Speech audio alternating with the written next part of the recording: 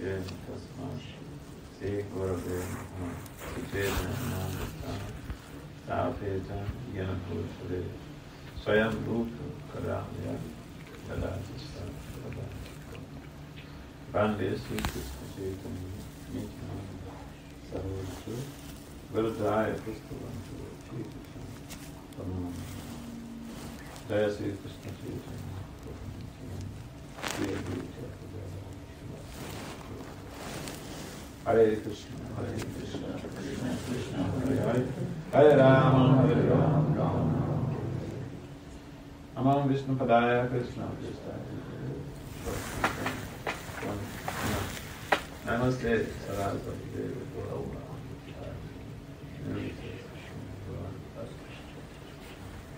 Anchakapatari Gaccha.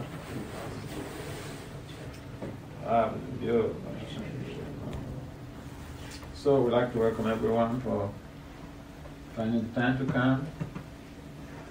Especially today is a weekday in student life, busy with studies, tight schedule, and topic. The garden is not directly having to do with your academic field of study, and yet you made the time to come, so it means that you love Krishna. Because normal excuse for most people is very busy with studies. I don't have the time. But yeah, we have time for everything. So we should also have time for topics that relate to self-realization. Topics that relate to spiritual evolution. Themes that have to do with revamping of our consciousness. I was at one of these colleges today, this morning, and we were talking on very simple things about man's pristine identity, our pristine identity. Many of these students, traditional Americans, they never had anything like that. So you're like, wow. I remember one of the questions that one of the students asked was, you're a doctor, you're a priest. What motivated you? What motivated you to get involved in this? Yeah, some of the people are just curious, And I remember I was also recollecting an incident in India. I went to a conference, and one of the professors, during the question and answers after my presentation, his comment was, you have over 35 publications in peer-reviewed journals.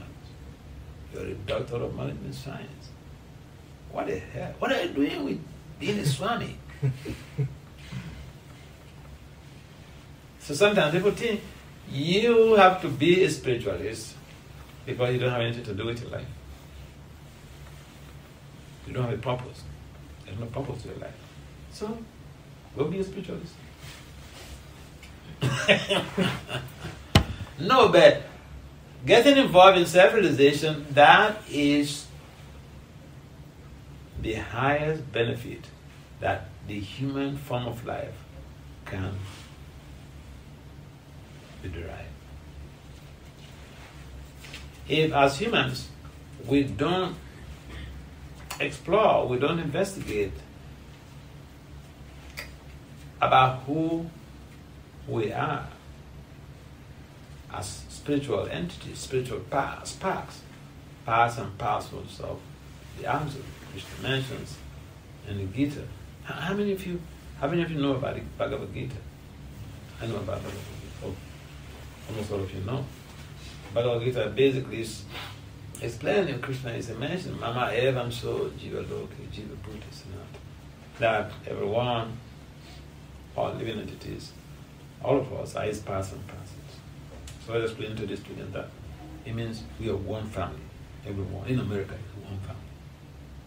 See, so if everyone in America had this understanding and imbibes it mindset, don't you think it will mitigate conflicts? So, majority of the problems we have in the material world is because we are not self-realized. And we also do not cultivate self-realization. And the worst scenario is that people don't even know about self-realization. You don't know about who they are. Most cases, the understanding or the mindset is, I'm this body. Whatever this body wants me to do, that's what I'm going to do. And whatever my mind tells me to do, that's what I'm going to do. Whatever the senses dictate to me, that's what I'm going to do. And we can't blame the people. This is the whole culture of our modern 21st century. Look at the billboard. It's all about this type of mindset. Quick fix. There's nowhere you find an advertisement that is encouraging people to engage in delayed gratification. No. Go for it right now. Don't delay. And so we'll end up getting implicated in so many complications. But this is how we have been programmed. We can't blame people. This is how we've been programmed.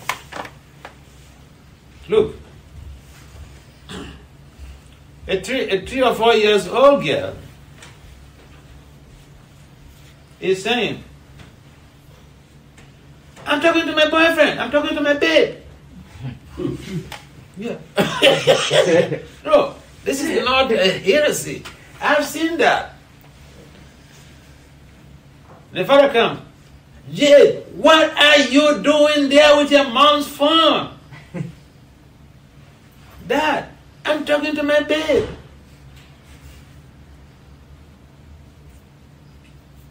If you've been here 10 years, do you have the guts to say that? But this is the culture.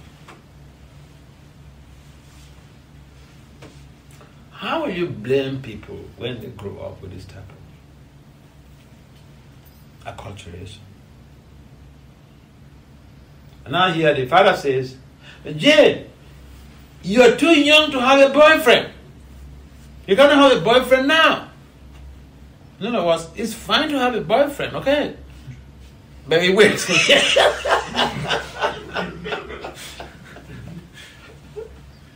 I remember one of my friends, he's a neuroscientist, he's from India. He did his PhD here, master's and PhD here. So he was telling me a story. When he came from India, and he was discussing with some of his peers, and then they got to understand from this boy that in India, age of boyfriend and girlfriend is a taboo in most communities. And then this American boy, his friend told him, please, don't say this anywhere to anybody, okay? Here, don't say this, don't tell anybody this, okay? So what is culturally acceptable now in one community is a taboo in another community. So we can't go about saying or feeling comfortable that we have to just align ourselves with this modern civilization without having any sense of restraint and cultivate a sense of belonging, with identifying ourselves as spirit souls, walking towards alignment with the Supreme Spirit, with the Supreme Spirit. See, in India, even a rickshaw wallah understands that they are not this body. Even a rickshaw wallah understands the principle of karma. They understand. They cheat anyway. If you fall into your hand, they get the hell out of you. They get your money. The taxi driver is the same thing. Do you understand? That push, that urge, the senses, the mind. So we have a problem. We are endangered species. Conditioned souls. We are endangered species. Passion, even after seeing, after hearing, we are not able to act on it. So self-realization enables us to act as human beings, which is a good deal. If we attain self-realization, then we can be rest assured that we live a life of integrity. People talk about integrity, scholars talk about integrity, they do dissertations on integrity and this and that. They show me one person who is situated in integrity. You can profess the concept or the phenomenon of integrity, but without self-realization, where will you have the impetus to live a life of integrity? Because there are all of these temptations all over the place. The billboards, the audiovisuals, everywhere you go, the buzzword is take it now, get it done now. So, you are young people, the young folks, and therefore, if you imbibe this culture of self-realization along with your professional development, along with your studies, you can impact on society in a very positive way. Because then, by your living example, your peers, your colleagues, they will want to imbibe your culture. They will want to be like you. I see it all over the place. I go to meet professors, and sometimes I even feel, a little bit awkward because of the way they feel really bad about themselves, that, this guy, he has even more publications than me, he has a PhD that I have, but he has values I don't have, I can't even think of. Some of the professors, they really feel very bad. You're not supposed to, but this is the mood, this is the whole idea of competition in the material world. You see somebody, instead of trying to emulate them, then you feel bad about yourself. You're trying to be judgmental, you condemn yourself. No, it hasn't got to be like that. So the point is, self-realization basically implies the moment-to-moment awareness of the fact that you are not this body, you are the Atma, you are the self. And you work with strategies, with principles that will enable the individual to have a lived experience of that phenomenon. A lived experience. That is literally what self-realization implies. Having the lived experience that you are the self, the Atma. You are a spirit soul. And that can only be attained through bhakti, your devotional service. Prabhupada explains in the Bhagavad Gita, one of the purposes of the Bhagavad Gita, how people who are under the auspices of the mode of passion, they view the whole body as the self. Yeah. The self, the terminology self is relative. So people who are under the auspices of the mode of passion, they view the whole body as the self. The whole body from head to toe, the self. Now those who are governed by the mode of goodness and transcendental goodness, for them the self is the Atma within. Atma which is being carried by the mind, intelligence and ego, being carried by the subtle body or the astral body.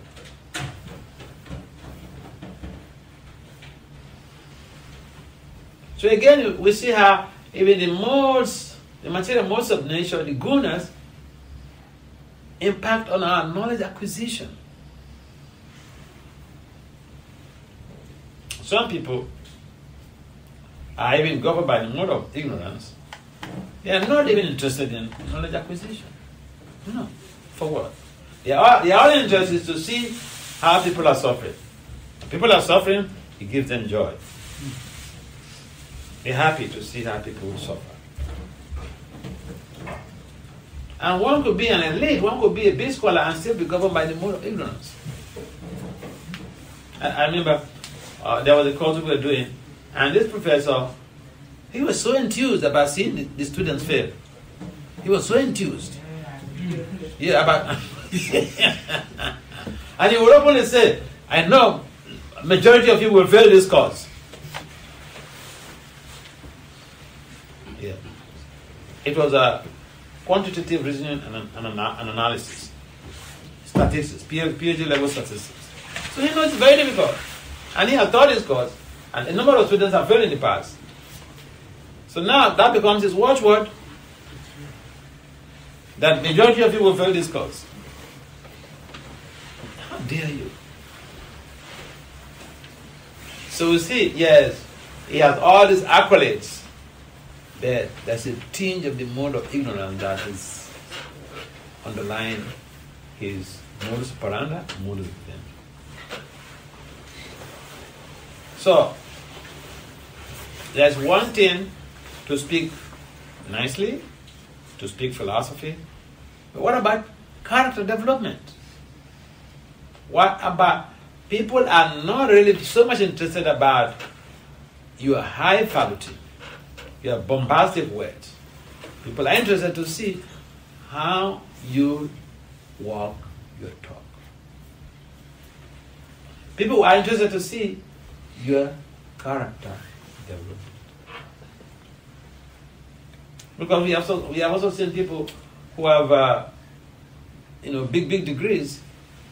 I know one professor at Columbia University in New York. He was having an affair with his daughter, a white guy, and he was apprehended by the police. Some people reported the matter because I have one of my mentees who was in Columbia at the time. And then I searched, when she told me this story, I searched on Columbia Columbia content on your website, and I saw this story because they had all these newspapers and journal reporting on campus. Yeah, so here is somebody, a political science professor in an Ivy League. That name alone rings a bell. But here, he is devoid of integrity, devoid of ethical values.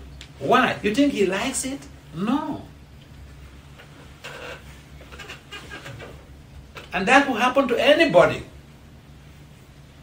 because of the spiritual bankruptcy that prevails in our society. Because of the way people have turned the human condition to be an object of sensory enjoyment.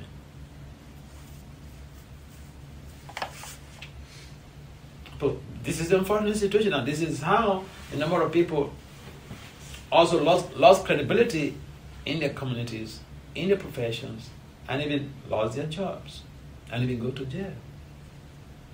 So self-realization is such an important phenomenon that we not only have to understand it, we have to implement strategies to be able to have that lived experience that we are the self, we are the spirit soul. And when we attain that level, we will not subscribe to the whims of the mind and the senses. Why? Because one who is self-realized has already attained post-conventional consciousness. Post-conventional consciousness implies a platform where you know this is unethical, this is not allowed in the community, this is against the laws of the land, this is against the law or against the principle, the tradition of the family, and you don't do it. You don't need anyone to come and tell you, don't do it. Post-conventional people who have imbibed or on the platform of post-conventional consciousness They don't need anyone to counsel them about what is good or what is bad. They know. No. I mean, it's like, I remember, because I came from a Christian background, I can remember what the temptation of Lord Jesus on the mountain. The devil told him, do this, and then he said, turn this, if you're really the Son of God, turn these stones to bread. Yeah, hungry. Do something about your life. Turn these stones to bread. You have the power. Do it. And satisfy your gods. And Jesus told him, get behind me, Satan. That is post-conventional consciousness level. When you see the wrong thing and you don't allow your mind to betray you. You don't allow your senses to betray you. And then in most cases we'll find people who become victims of circumstances. And there's so many cases of that in the United States. So many cases of that. In the UK, anywhere, even in the spiritual community, the spiritual organizations, in the private industries and public industries, this is very prevalent. So as young people, you are struggling so much, you are endeavoring so much to acquire these high skills. Cultivate self-realization too, so that you have a balanced life. So that you don't risk betraying your families. So that you don't risk betraying your communities. So that you don't risk betraying your friends. Otherwise, you have all the skills, you have a PhD, and then now you're going to have an affair with your daughter. Forget about the crime. The disgrace is just too much. For the girl, for the mother, for himself, the family, and the whole of the institution. And I believe for that matter.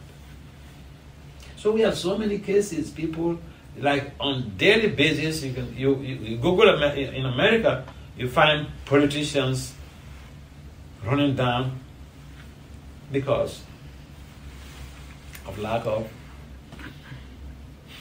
self-realization, lack of post-conventional consciousness. They don't have the resistance to temptations. So forget about going back to God.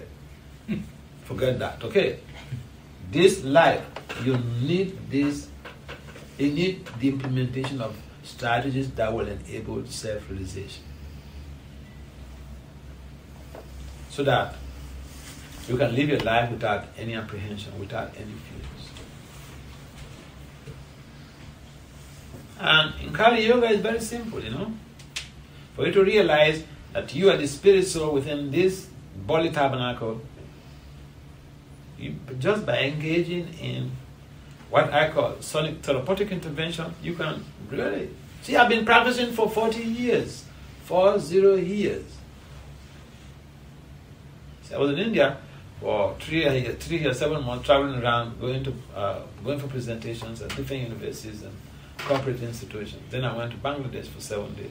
I came to London, I went to Manchester, and I went to Switzerland, to Zurich, Geneva, Langenthal, came back to Zurich, and flew to Newark, New Jersey, because my friends heard I was in London then. They wanted me to come back to America. So I told them, and I gave an excuse, I don't have a ticket to come. They said, oh, we'll give you a ticket to come back. That's how I came back. And the point is, anywhere you go, you find people who are really struggling. They have good intentions. They are struggling for perfection in trying to achieve the goal of their lives. But along the line, who could get into trouble? Okay, you're in the finance industry and you're in, so much money. You are the director of this company or CFO of this and that. But still, you cannot be sure of anything, because sometimes you find people who are planted in your organizations just to run you down. Yeah, there are people, there are organizations, there are people like that.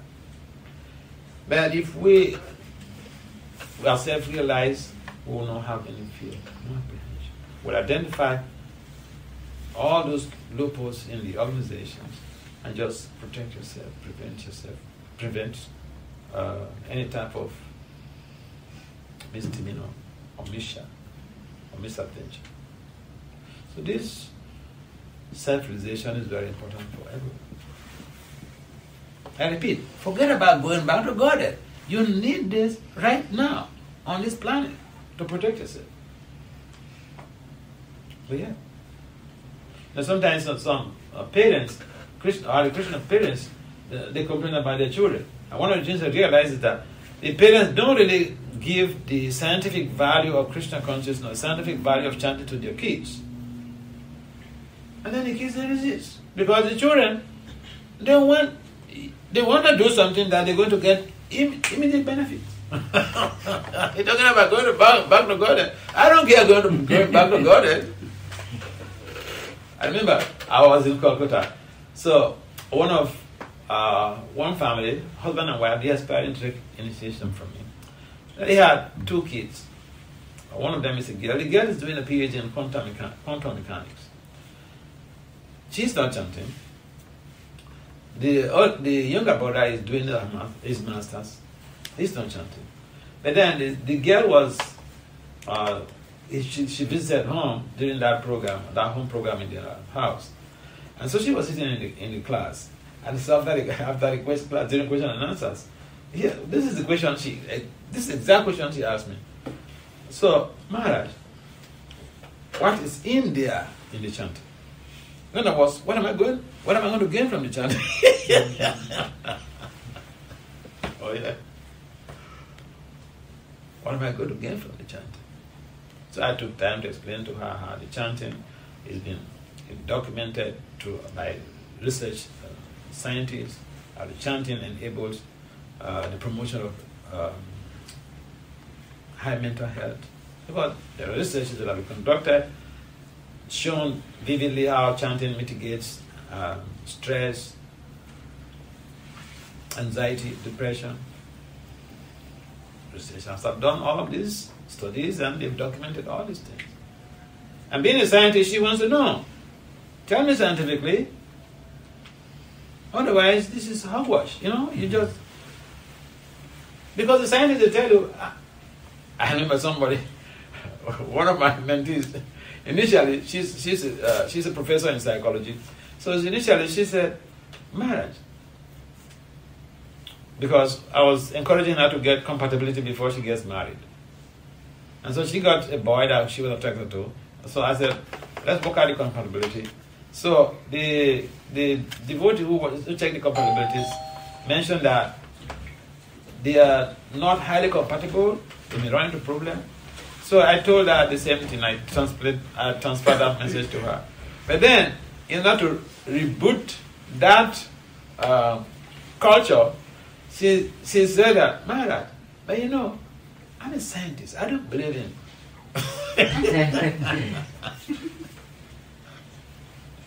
I don't believe in astrology. I said, sorry, good for you, go ahead, do what you want. So she got married to the boy. 2 years, they had a boy. 2 years, they divorced. He called police, put the boy in jail. But now, everything she wants to do, every little bit of thing, she has to consult with an astrologer.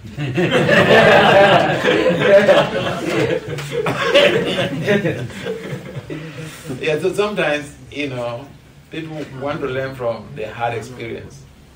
But the wise learns by hearing. Intelligent person learns by hearing. Some people, even having the experience, they can learn from that. So we should be wise. And self-realization is based on hearing. Hearing and chanting Krishna's holy names. Hare Krishna, Hare Krishna, Krishna Krishna, Hare Hare, Hare Rama, Hare Rama, Rama Rama, Hare Hare. So we encourage you to use your lives. Especially in America, there are so many distractions. The distractions are there everywhere right now. Every campus, anywhere, any part of the world you go to, on campuses, Those are the hubs of distraction. And in university, you have everything free. Intoxication, you can get it free. Sex, you can get it free. Meat eating, you can get it free. Any damn thing you think of. Someone will sponsor you. But yeah, it's up to you to develop your post-conventional consciousness through the process of self-realization. Are there any comments or questions? Yes. So, I wanted to understand that how does it feel to be self-realized? How does it feel to be self-realized?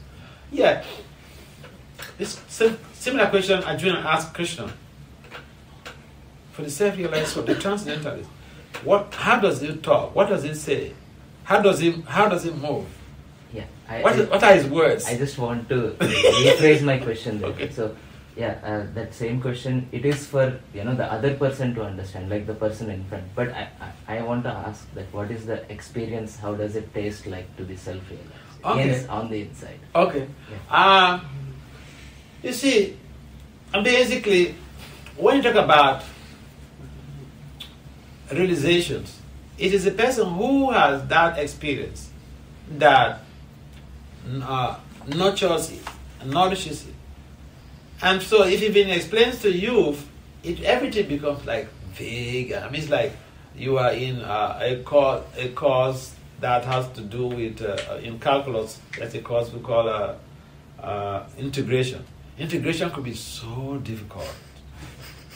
And so when the professor starts speaking all this, stuff, sometimes even the most intelligent students in the class, they get confused and they will leave the class just to free their brain from confusion.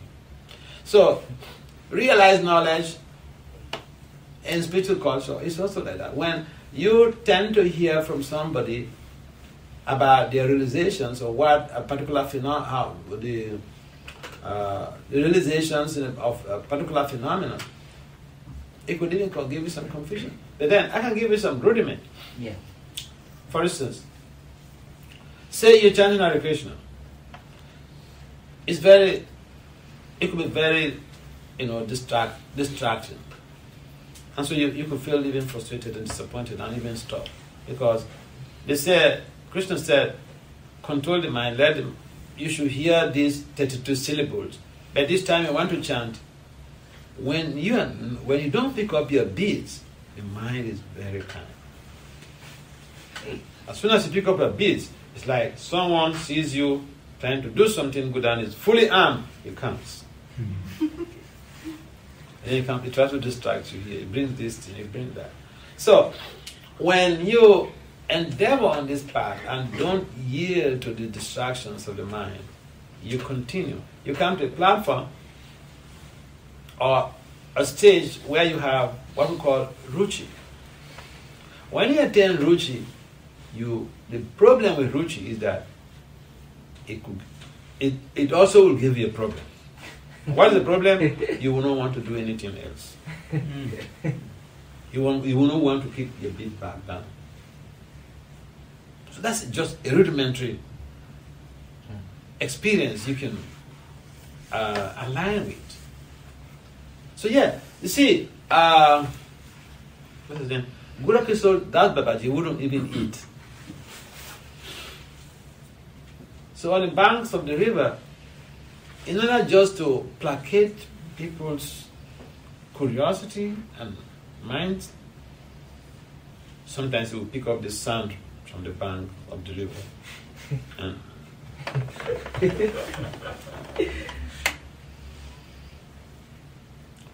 it's not an experience in this world.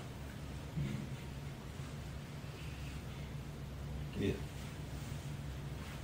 That somebody, and how are you going to relate with that? Somebody is doing something and he's not even hungry. How is he surviving? So I remember I was in when I was younger, I went to the Caribbean. So this country, what's the name? Guyana. So there were like 5 medical doctors in that community, and they had at that time I was not eating I was eating once. I eat early in the afternoon about 2 o'clock. So they had that, this guy who looks very skinny, at that time I was really very skinny, who looks very skinny, he eats only once in the afternoon. So those doctors, they came to meet me. And one of the questions they asked me, are you a human being? Because human beings need nourishment. And especially in the morning, you need to be hungry. So, yeah. So self-realization is also like that. People who are realized, their behaviors are really like, this is strange to us. Guru Kishore Babaji will pick some sand on the bank of the river, just to demonstrate that I also eat, Don't get too disturbed. But look at the type of food he's eating. Sand. Yeah. Any other point? Comments? Questions? Yes. So I understand you're a monk, so which means you've taken up sannyasam. So this can be a little personal. So do you think self-realization can become quick or easy when one gives up worldly affairs of not getting married and then versus spiritualism? That's a nice question.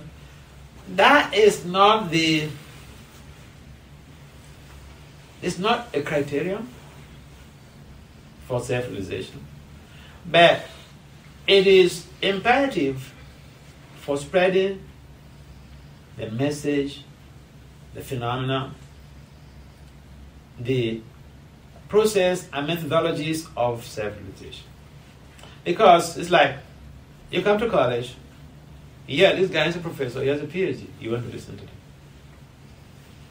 If another person comes in and says, he's just having a first degree, come on, you look like it. He wants to teach me? So Lord Chaitanya, he took science because he wanted to help the world. People were not even listening to him. So he got the gist. He thought, I got you. So he took science. Why? Because he wanted to help people to develop interest. He wanted to drive down people's Krishna consciousness. So he took that position to be able to help people. So some of us, we take up this responsibility. It's a heavy responsibility. Like, I'm someone who doesn't really like to travel out of the country. Okay? But as Swami, I have to travel all over the world. I constantly, like, since November 20th, I left Calcutta. I've been traveling. November 20th last year, I have been traveling. I go to countries, some countries 7 days, some countries 5 days. Yeah, so it's not an imperative factor. I mean, it's not a criteria, but it's an imperative factor. It's important for spreading the message of self-realization because you have to go out and teach. I mean, it's like, we can also ask, is it important? If I want to be a millionaire, must I go and get a PhD? No, you don't need to get a PhD if you just want to be a millionaire. Look, Beyonce, Taylor Swift, you think they have a master's? And then Beyonce's daughter, Blue, she's just 12 years old, but she's known all over the world. She's a millionaire. 12 years old. Yeah, so there are certain things we do for our service to humanity. I mean, it's like I was speaking with one of my friends, a Russian macroeconomist. So I told her, her name is Dr. Yulia. So she was complaining about financial fraud in our region. So I said, instead of just complaining, what can complaint do? Why don't we conduct the research to provide solutions to the problem?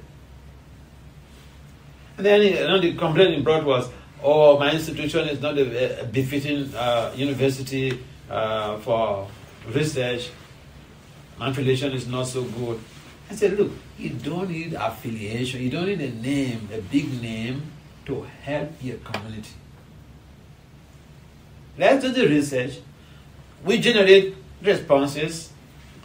We provide solutions to the team, get it published, and government may take it over. Before she agreed eventually. So you don't need a big institution to do a research to help in community development.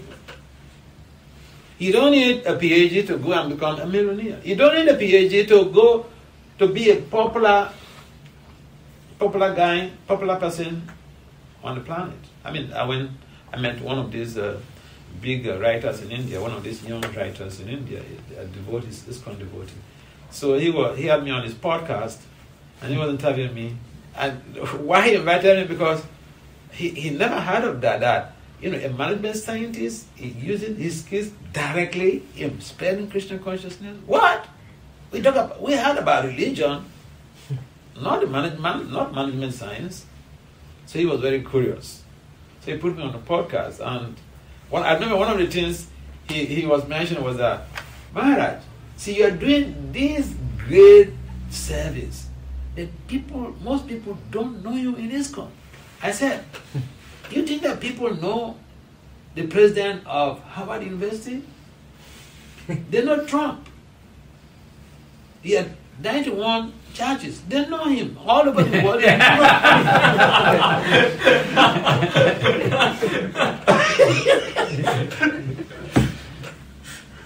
Scholars are only known by scholars, because the works they do are for the benefit of the scholarly individuals, for the scholars community. So I explained this to him, then, he solved it in. Because sometimes people think everyone has to be very popular. No. And even sometimes I tell devotees that, see, I play a low profile role. I may not be anything in this context. I said, out there, whoo, I'm a hot cake, I'm a hot bread looking for. Because you can only be important to people of like minds. Yes, so being a Swami does not really necessarily, it's not in demand for, it's not required for self-realization. Anyone can be self-realized. Bhakti Vasudeva Thakur, he was a householder. He had over a dozen kids, dozen children. Dead. He was an acharya. He was in charge of Jagannath Temple. At the same time, he was a justice. He was a judge. He had a balanced life. He is one good example of a perfectionist in integrating spiritual values and professional development. Sometimes people complain, I don't have the time, Maharaj. I don't have the time because of my studies. I don't have the time because of my work. I like meeting people like that, who will dissect how you use your 24 hours. Yeah. So thank you for the question. Any comments and questions? Maharaj? Yeah. So if it's so innate to us, that we're part and parcel of Krishna, and we're our constituted position is to serve, why is this so hard? Why is it so difficult for our mind, for us to get started and have a taste for the self-realization? Yeah, because we have been conditioned for so many lifetimes. Pavlov, this scientist, he conducted the research on conditioning. He conditioned the dog. He put a dog in a cage and was serving the dog food. But before he served the dog the food, those of you who are scientists, you know about Pavlov conditioning. So before he brings the food, he rings the bell. And then he will measure the salivation of the dog. And then one time he rang the bell, no food, and the dog was salivating, no food. because of condition. Because of the condition. So people think, see, Prabhupada uses this word a lot, conditioned souls, conditioned souls. But that is the extent that we can be conditioned. It's not there, but we're acting on it. We've been conditioned for a long time, and so to get out from that condition is a big challenge. Therefore, we have to put in effort. Therefore, we need help. We need a association of devotees. We need a community of devotees. We need a guru. We need someone to help us, to tell us what to do, how to go about it. We need someone to give us emotional support. Our situation, human life is not so juicy the way we think. Yeah. And we are supposed to be responsible and accountable. So this accountability and responsibility alone is another big problem in human condition. Animals, they don't have any accountability and responsibility. They do whatever they want, whatever they like. We cannot act like that. And yet, on the part of self-realization, we have to act on principles and values. And be regulated. Yukta hara vihara sya, yukta cheta sakamasu. So, human life is not so juicy, boy. Even we try to endeavor, say we are pursuing a professional program, it's not so easy. Who loves school? Is there anybody here who loves school? I hated school when I was a kid. I only became enthused going to school and being serious in school when I came to third grade and all this, and then I realized that, one day I will leave my parents home. What is my future? I had to prepare them very seriously. But when I was a kid, kindergarten and fourth grade, no. My dad will arrange with my teacher. They will come in the morning. Our house was close to the school. They come in the morning, singing, demanding I should come out. They want to take me to school. From my own lived experience, I was not a lover of school. But then, out of fear for my future, from third grade, I started being serious with studies. You tell any one of you here, do you love school? I don't think so. If there's an option to live, a more comfortable life without all this hard work, and you will still attain success, who will go to school?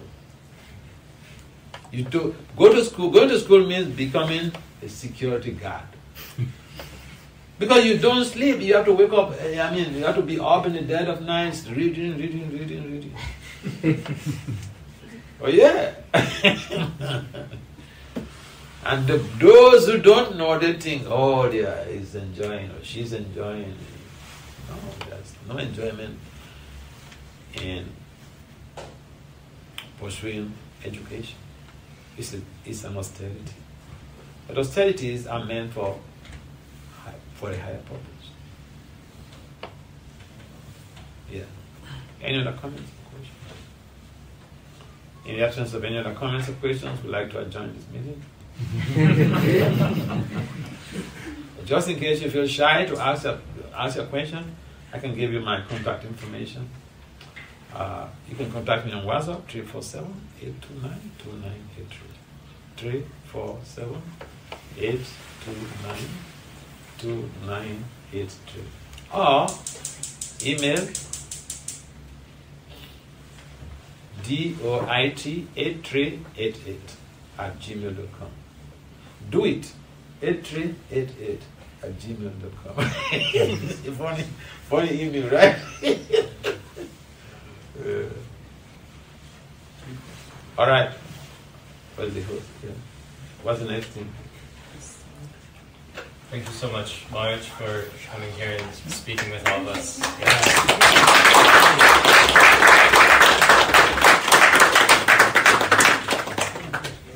A few quick announcements. One is, Maharaj, I don't know how much was shared, but starting next week, there's a book study group that's happening every Tuesday, Science of Self-Realization, facilitated by Maharaja Chaitanya in the front. And so it's really an honor and privilege that you've come and addressed us on this topic of self-realization as a kickoff for this initiative. So very grateful to you for that and seeking your blessings on the success of that initiative. Fantastic.